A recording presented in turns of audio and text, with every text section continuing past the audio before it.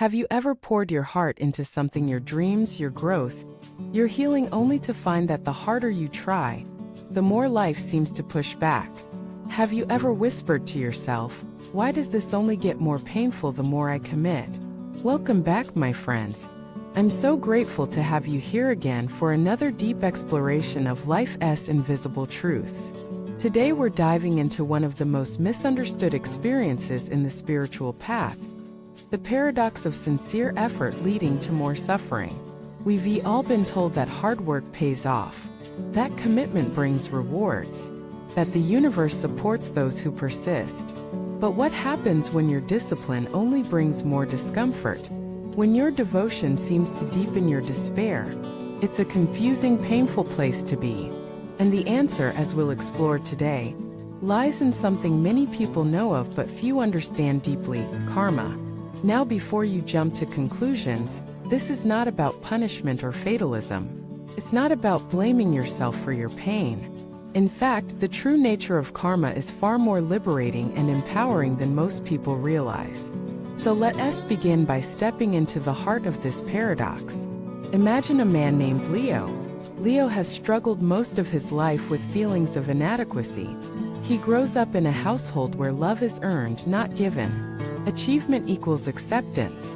So he becomes a perfectionist. He's disciplined, organized, and obsessed with self-improvement. He wakes up at 5 a.m., meditates, journals, fasts, reads, goes to therapy. He does everything right. But still he's miserable. Worse than miserable, he's confused. Because somewhere inside, he believes that if he keeps doing the right things, he should be happy by now. He feels betrayed. By life. By the path. Even by the universe. So what's going on? This is where we begin to understand karma not as cosmic reward and punishment, but as energetic momentum. Karma is not just action. It's the intention behind action. The vibration that fuels your effort. If you meditate out of fear, that fear echoes through your practice. If you serve others to be validated, that craving wraps itself around your giving. If you try to grow because you feel broken, that inner war feeds every step you take. This is the subtle trap. You're doing the right things but from a place that's out of alignment. And that dissonance creates suffering. Not because the universe is punishing you, but because life is mirroring you. Karma is a mirror. It reflects not just what you do, but the truth of who you are while doing it. So when your path feels like it's getting harder the more you try, ask yourself, what energy is fueling my trying? Is it desperation? Is it guilt? Is it a need to escape? These hidden energies become your real karma, not in the sense of fate, but in the sense of feedback.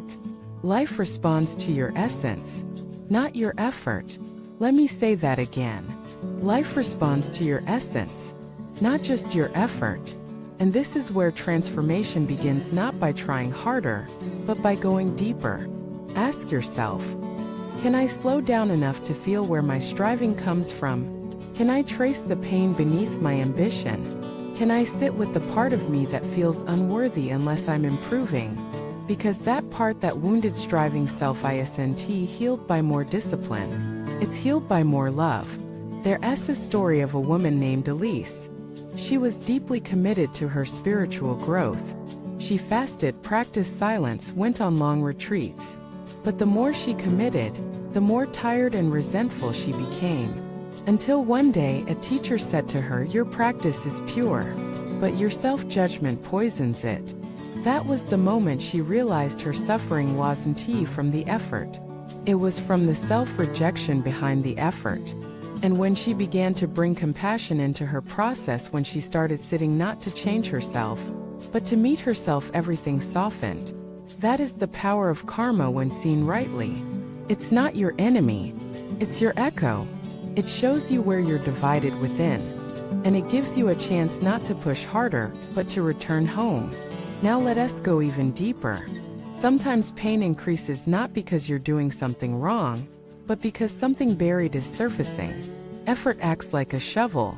It digs. And sometimes what it unearths is old pain. Effort doesn't always bring light. Sometimes it brings shadow.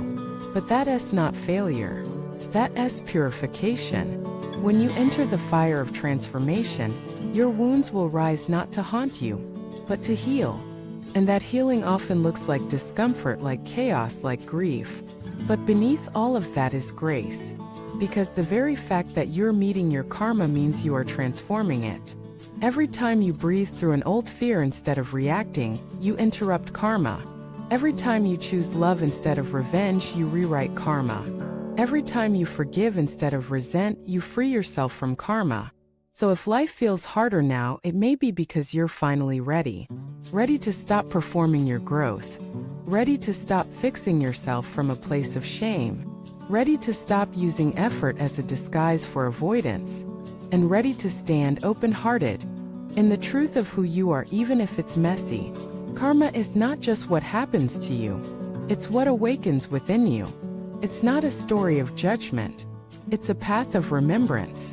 And when you walk it with honesty, humility, and compassion, you begin to feel a shift. Not instant bliss, but inner integrity. Not perfection, but presence. Not control, but peace. Thank you for watching this video.